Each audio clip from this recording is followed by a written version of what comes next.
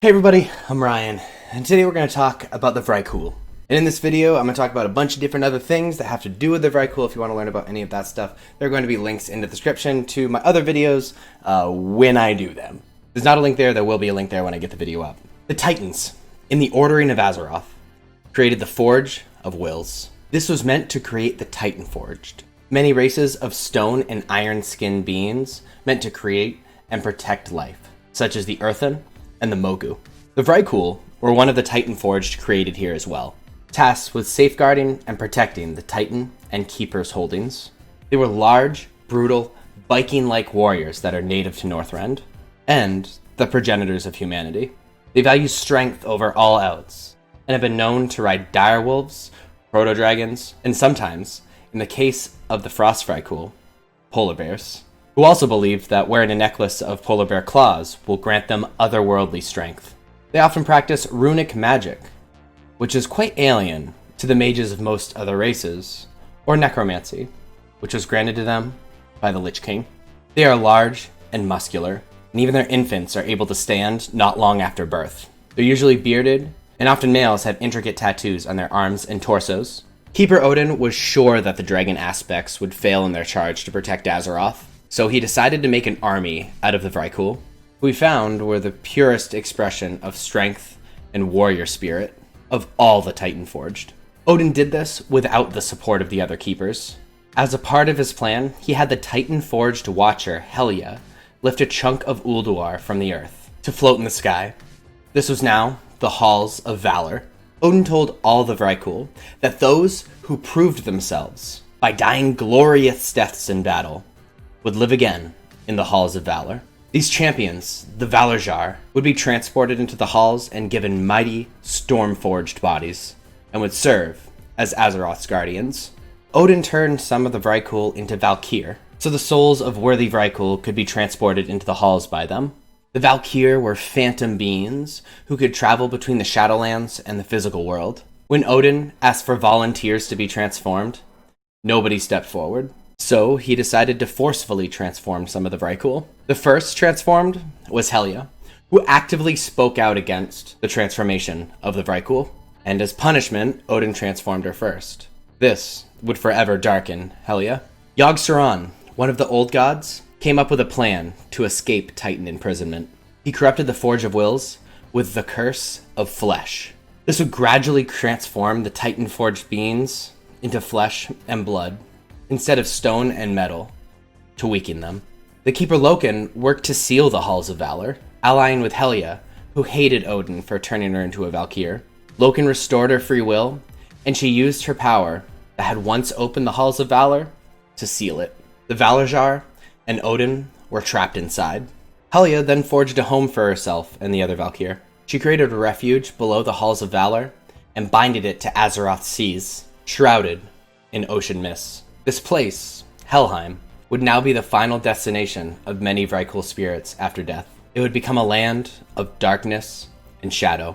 The dead Vrykul here would become vengeful and wraith-like, to be ferried away by Naglfar, a ship of sinew and bone. They were known as the Kvaldir. The Kvaldir would raid and plunder the shores of the world for eternity, summoning Kraken to help them. After Loken's betrayal, the Titan Forge began to scatter across Azeroth.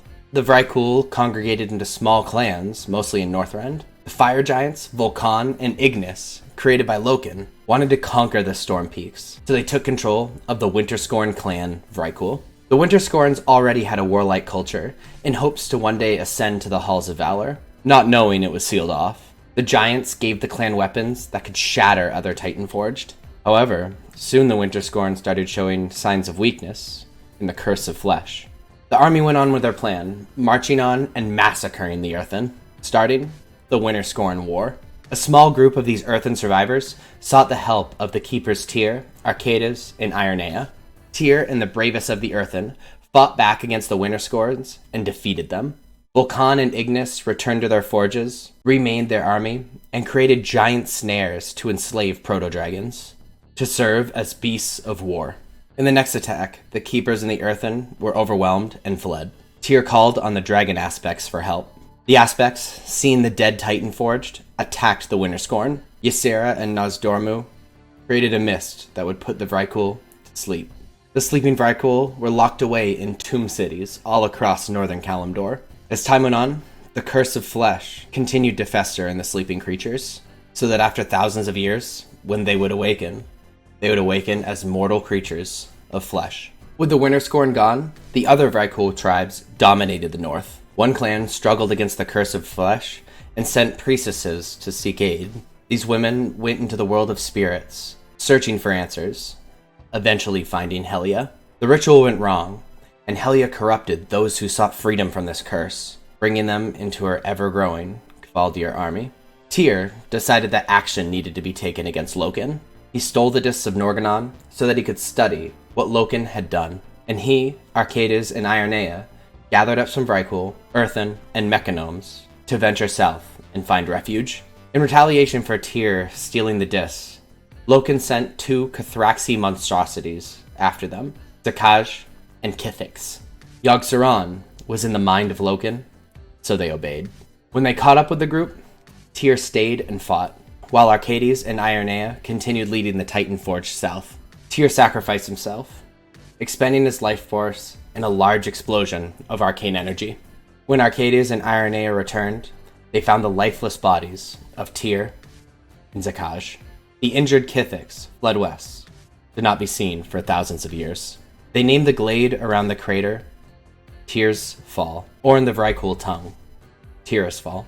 The Vrykul were so moved by the sacrifice that they decided to settle at his grave and stand watch until the end of their days, forming the secret group Tyr's Guard. Mortals that would settle here later on would feel one of 2 energies. Some would tap into Tyr's, and others would attune to Zakaj. Another group of Vrykul migrated into the sacred region of Stormheim in order to search for their true gods. Some Vrykul took to the seas, settling on Kul Tiras and Drustvar as the Drust. The Vrykul clans that stayed behind dominated the north.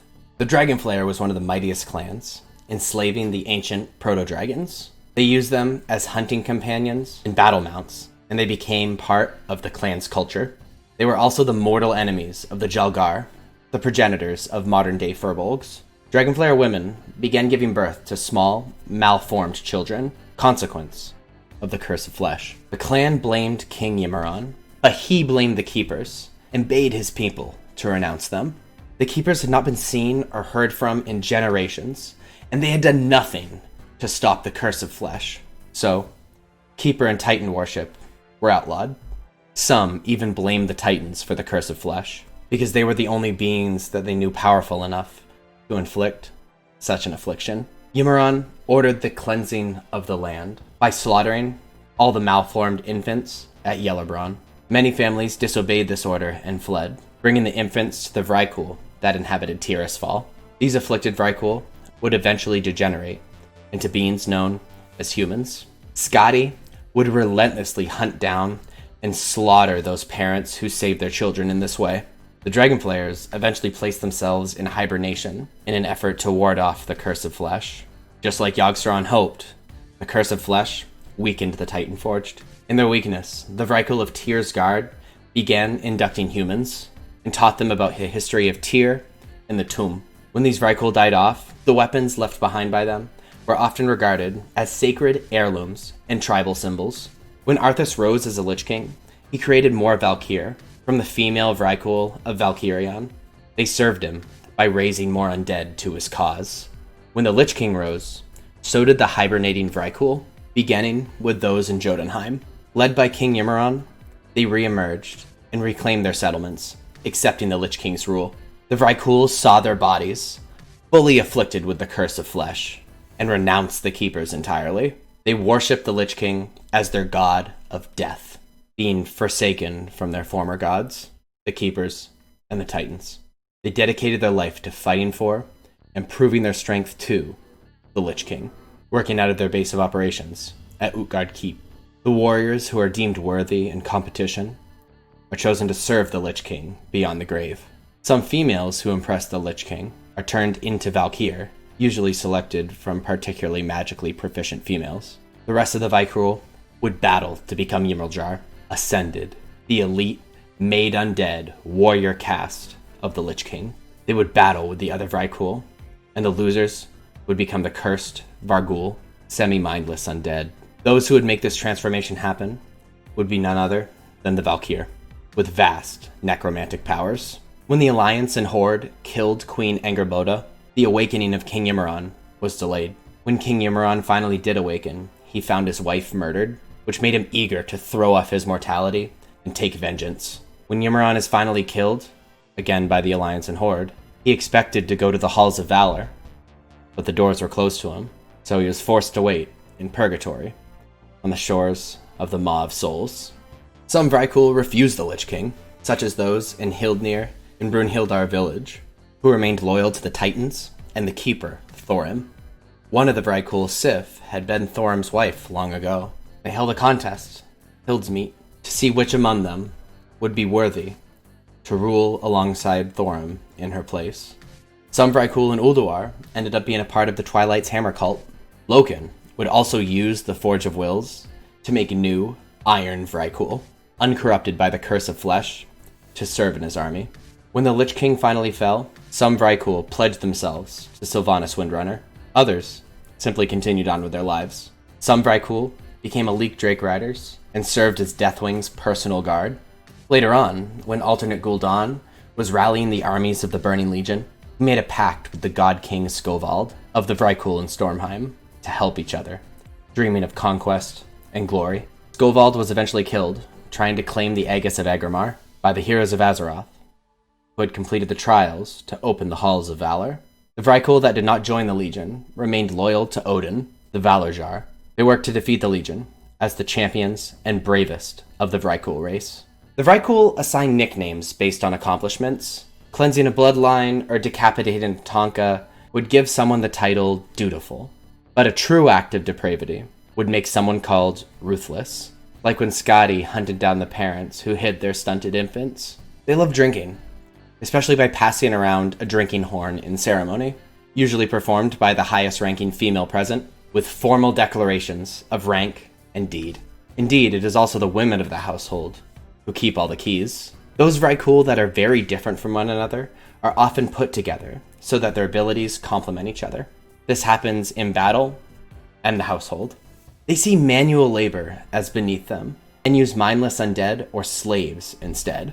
They use proto-drake fangs for tools, but this technology is definitely behind that of the Horde and Alliance. The progenitors of humanity are just as diverse and interesting as humanity itself. They fight for what they believe in and band together in common causes. I, for one, hope that the Vrykul eventually become a part of the Horde or Alliance and work with them in their fight against the darkness. So I hope you enjoyed this video, if you enjoyed learning about the Vrykul. If you did enjoy it or you learned something, be sure to click like, leave a comment, let me know how your day was, anything. You should also check me out on other platforms, on Twitter, on Instagram, and especially on Twitch. My wife and I stream there. It's really entertaining. We have a cool community and would love for you to join it. All the links are above me and in the description. And that's it for me. I'll see you next time. Bye-bye.